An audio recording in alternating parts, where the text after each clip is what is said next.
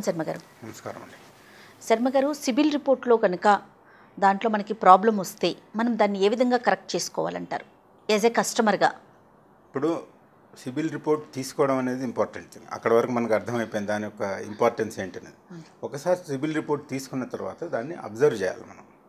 ఏంటి నేను మీరు ఎక్కడెక్కడ లోన్స్ తీసుకున్నారో మీకు తెలిసిపోతుంది అందులో. అదే మీ పర్సనల్ రిపోర్ట్ కనుక తీసుకుంటే పక్కన బ్యాంక్ పేరు కూడా వచ్చేస్తుంది, full details will be given. ఇప్పుడు అదే నేను మీ సిబిల్ రిపోర్ట్ తీసుకుంటే నాకు మీరు ఏ బ్యాంకులో తీసుకున్నారనేది తెలియదు. మా బ్యాంకులో కనుక తీసుకుని ఉంటే, సపోజ్ పంజాబ్ నేషనల్ బ్యాంకులో తీసుకుని పంజాబ్ నేషనల్ బ్యాంక్ వాళ్ళు సిబిల్ రిపోర్ట్ జనరేట్ చేస్తుంటే మా బ్యాంక్ నెంబర్లు వచ్చేస్తాయి, వేరే బ్యాంక్ నెంబర్లు రావు. కానీ మీరు కనుక పర్సనల్ రిపోర్ట్ మీరే సిబిల్ నుంచి ఆన్లైన్లో తెప్పించుకున్నారనుకోండి, మొత్తం డీటెయిల్స్ వచ్చేస్తాయి. బజాజ్లో తీసుకున్నారా, ఎస్బీఐలో తీసుకున్నారా, ఎస్బీహెచ్లో తీసుకున్నారా, పిఎన్బిలో తీసుకున్నారా, ఇవన్నీ డీటెయిల్స్ వచ్చేస్తాయి. That is first point. Second point, మీ స్కోర్ని బట్టి తెలిసిపోతుంది. సపోజ్ మీ స్కోర్ 500 వచ్చింది అనుకోండి, 500 అంటే చాలా తక్కువ, లీస్ట్ అని కాదు, తక్కువ. అది మేము అసలు కన్సిడర్ చేయం, మేము లోన్ ఇవ్వం పో అని చెప్పేస్తాం మనం 500కి. అప్పుడు మీరు అబ్జర్వ్ చేయాలి, ఎక్కడెక్కడ నేను ఎన్ని లోన్స్, 10 లోన్స్ ఉన్నాయి, ప్రతి నెల నేను కడుతున్నాను, కట్టినప్పుడు నాకు స్కోరింగ్ ఎందుకు తక్కువ వచ్చింది. అకౌంట్ వైజ్ మీరు అబ్జర్వ్ చేసుకోవాలి. అందులో క్లియర్గా ఉంటుంది, అందులో రాస్తారు కూడా. ఫలానా మంత్లో కట్టాల్సింది 2 నెలల తర్వాత కట్టారు, డిలేస్, డేస్ పాస్ట్ డ్యూ అంటారు, డిపిడి అని ఉంటుంది. అంటే ఈ నెల ఆగస్టులో కట్టాల్సింది సెప్టెంబర్లో కట్టారనుకోండి, అంటే 25 రోజులు డిలే అయింది ఇది అని కింద ట్యాబ్లర్ కాలంలో వచ్చేస్తుంది. అలాంటివి ఏమైనా ఉన్నాయా, పొరపాట్లు ఏమైనా జరుగుతున్నాయా, మీరు ఇచ్చిన ఈసీఎస్లు సరిగ్గా వెళ్తున్నాయా లేదా, లేదా మీరు ఎవరికైనా మీ నౌకరు ఎవరో ఉంటారు, వాడికి డబ్బులు ఇస్తే వాళ్ళు ఇవాళ కట్టాల్సింది 1 నెల దాటిన తర్వాత కడుతున్నాడా, ఇలాంటివన్నీ మీరు అబ్జర్వ్ చేసుకోవాలి. అబ్జర్వ్ చేసుకుని ఎక్కడైనా సమస్య కనుక మీకు ఉన్నట్టు అనిపిస్తే, మన దృష్టికి వస్తే ఆ బ్యాంక్ వాళ్ళని ఫస్ట్ కాంటాక్ట్ చేయాలి. ఫైనాన్షియల్ ఇష్యూ, బాబు నేను ప్రతి నెల కడుతున్నా, నా బ్యాంక్ స్టేట్మెంట్ చూడు, ఎవ్రీ మంత్ వస్తుంది, కానీ దీనివల్ల నా స్కోర్ తక్కువ అయిపోయింది, మీరు ఒకసారి టేకప్ చేయండి అని బ్యాంక్ వాళ్ళకి ఇస్తే బ్యాంక్ వాళ్ళు టేకప్ చేస్తారు. It is the responsibility of the financial institution. Okay, credit card ఇట్లాంటివి అంటే వాళ్ళు కొంచెం ఇది అవుతుంది, మనం ఇండిపెండెంట్గా కూడా చేసుకోవచ్చు. But you have to approach the financial institution first.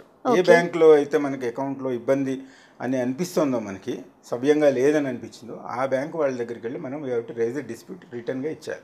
నేను ప్రతి నెల కడుతున్నా, నా స్టేట్మెంట్ చూడు, కానీ నాకు దీనివల్ల నాకు స్కోర్ తక్కువైంది, ఏమైంది చూడండి. ఇట్లాంటి టెక్నికల్ మిస్టేక్స్ అవ్వడానికి అవకాశాలు ఉంటాయి. అప్పుడు బ్యాంక్ వాళ్ళు ఏం చేస్తారంటే సిబిల్ తోటి డిస్ప్యూట్ రేజ్ చేస్తారు. మేమంతా ఎవ్రీ మంత్, ఎందుకంటే బ్యాంక్ వాళ్ళు డేటాని పట్టే సిబిల్ వాడు రిపోర్ట్ ఇస్తాడు. బ్యాంక్ వాళ్ళు ఆల్ ఫైనాన్షియల్ ఇన్స్టిట్యూషన్స్, ప్రైవేట్ కానీ వీళ్ళు కానీ పీరియాడికల్గా డేటాని అప్లోడ్ చేస్తుంటారు సిబిల్ వాళ్ళకి. దాన్ని బట్టే వీళ్ళు సిబిల్ రిపోర్ట్ ఇస్తారు. సో వీళ్ళు కరెక్షన్స్ ఏమైనా చిన్న చిన్న మిస్టేక్స్ ఉంటే దానికి ఒక ఫార్మాట్ అది ఉంటుంది. ఆ ఫార్మాట్ ప్రకారం బ్యాంక్ వాళ్ళు సిబిల్ వాళ్ళకి టేకప్ చేస్తే విత్ ఇన్ 30 days వాళ్ళు రెక్టిఫై చేసేస్తారు. అది ఒకటి. లేదు, ఆన్లైన్లో మీరు సిబిల్ తోటి కూడా డిస్ప్యూట్ రేజ్ చేయొచ్చు. ఆన్లైన్లో మీ డేటా అవన్నీ ఇచ్చేసి, నాకు ఇట్లా ఉంది, దానికి సంబంధించిన వాళ్ళు ఏదో డాక్యుమెంటేషన్ అడుగుతారు, అవన్నీ తీసుకుంటే మీరు దానికి వాళ్ళకి సిబిల్ వాళ్ళకి అప్లోడ్ చేస్తే కనుక వాళ్ళు కూడా కరెక్ట్ చేస్తారు. This is method. ఓకే, మన స్కోర్ తగ్గిన స్కోర్ని ఆ సిబిల్ ఏదైతే మన వైపు నుంచి ఎక్స్పెక్ట్ చేస్తుందో అవన్నీ మనం ఫుల్ఫిల్ చేస్తే స్కోర్ పెంచుకోవడానికి అవకాశం ఉంటుందా? ఆటోమేటిక్గా పెరుగుతుంది. ఎప్పుడైతే ఆ మిస్టేక్ రెక్టిఫై అయిపోయిందో స్కోర్ ఆటోమేటిక్గా పెరుగుతుంది. ఓకే, కానీ దానికి కొంచెం టైం తీసుకుంటుంది. వెంటనే ఇవాళ చేస్తే రేపు అయిపోవడం అలా ఉండదు. There is process taking time. దగ్గర 30 రోజులు పడుతుంది. ఓకే, సో మనం నెక్స్ట్ లోన్కి వెళ్ళేటప్పుడు మనకి ఇది ప్లస్ అవుతుంది.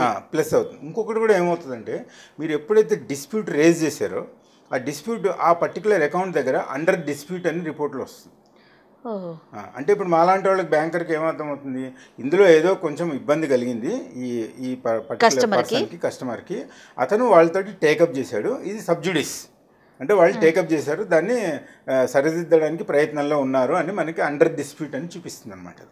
దానివల్ల మనకు అర్థమవుతుంది. వాళ్ళ దగ్గర ఒక అండర్టేకింగ్ తీసుకుంటాం, బాబు మాకు ఇట్లా ప్రాబ్లం వచ్చింది, నేను చూడండి ఈ లోన్ ఇది, ఇంత లోన్ ఇది, నేను ప్రతి నెల కడుతున్నాను, నా బ్యాంక్ స్టేట్మెంట్ చూడండి, ఇది తప్పు ఉంది అంటే మేము సర్కమ్స్టాన్షియల్ ఎవిడెన్స్ తీసుకుని అతనికి కొంచెం అంటే ఫేవరబుల్గా ఉండడానికి ప్రయత్నం చేస్తాం. ఎందుకంటే అతని మిస్టేక్ లేకుండా అతన్ని మనం పెనలైజ్ చేయలేం కదా, అందుకని అట్లా చేయడానికి అవకాశం ఉంటుంది. ఏదేమైనా కస్టమర్ మాత్రం అవేర్నెస్ ఉండాలి, కంపల్సరీగా చూసుకోవాల్సిందే. మరి క్రెడిట్ కార్డు తీసుకున్నారు అనుకుందాం, ఇప్పుడు ఇదంతే బ్యాంకులు కాబట్టి బ్యాంకుల దగ్గరికి వెళ్తారు, వాళ్ళ ప్రాబ్లం ఏదో చెప్తారు, ప్రాసెస్ నడుస్తుంది. క్రెడిట్ కార్డు ద్వారా ఇతనికి స్కోర్ తగ్గింది అనుకుందాం, అప్పుడు ఎలా అండి? ఇప్పుడు ఏ బ్యాంక్ అయితే క్రెడిట్ కార్డు ఐసిఐసిఐ వాడు ఇచ్చిండొచ్చు, హెచ్డిఎఫ్సి వాడు ఇచ్చిండొచ్చు, లేకపోతే ఎస్బీఐ ఇచ్చిండొచ్చు, ఆర్ పిఎన్బి ఇచ్చిండొచ్చు, వాళ్ళతో టేకప్ చేస్తాం మళ్ళీ ఆ ఏజెన్సీ తోటి ఆ బ్యాంక్ తోటి మనం టేకప్ చేస్తాం.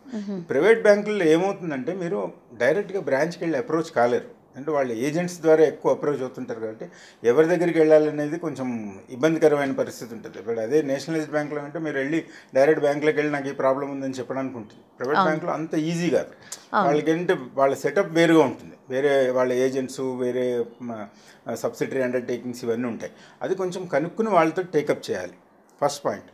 సెకండ్ పాయింట్ ఏంటంటే ఈ క్రెడిట్ మంత్రి అని ఇట్లాంటి కొన్ని ఏజెన్సీస్ వచ్చినాయి. మన క్రెడిట్ రిపోర్ట్ ఏమైనా ఇబ్బంది అవుతే దాన్ని సరిదిద్దడానికి వాళ్ళు కొంచెం ఫీజు ఛార్జ్ చేస్తారు. వాళ్ళకి ఆ ఫీజు ఇచ్చేస్తే వాళ్ళు దే విల్ టేకప్, అంటే వాళ్ళు ప్రొఫెషనల్స్ కాబట్టి ఎవరిని టేకప్ చేయాలి, ఎవరితో మాట్లాడాలి, ఏ విధంగా టేకప్ చేయాలి ఇవన్నీ వాళ్ళకి తెలిసి ఉంటాయి కాబట్టి వాళ్ళ ద్వారా కూడా మనం చేయించుకోవడానికి అవకాశం ఉంది. ఏది ఏమైనా మీ క్రెడిట్ రిపోర్ట్ని మీరు జాగ్రత్తగా చూసుకోవాల్సినటువంటి అవసరం డెఫినెట్గా ఉంది. ఓకే, అంతే. సో ఏదైనా స్కోర్ తగ్గితే పెంచుకోవాల్సిన బాధ్యత కూడా మన మీదే పెరుగుతుంది, ఎందుకంటే మిస్టేక్స్ ఏమైనా ఉంటే సరి చేసుకోవచ్చు, సరి చేసుకుంటే పెరుగుతుంది. రెండోది ఏంటంటే ఓవర్ యూటిలైజేషన్ చేయకూడదు. ఇప్పుడు మీకు ₹1,00,000 క్రెడిట్ కార్డు లిమిట్ ఇచ్చాడు అనుకోండి, 1,00,000 వాడేస్తుంటే అంటే ఈ ఫైనాన్షియల్ డిసిప్లిన్ లేదన్నట్టుగా ఒక ఇది వస్తుంది. మనం పేమెంట్ సక్రమంగా చేసినా కూడా నువ్వు ఆధారపడుతున్నావు కదా, నువ్వు ఫ్రీగా వచ్చే దాని మీద ఆధారపడుతున్నావు. ఇట్స్ సైకలాజికల్ ఇది, అంతే కదా.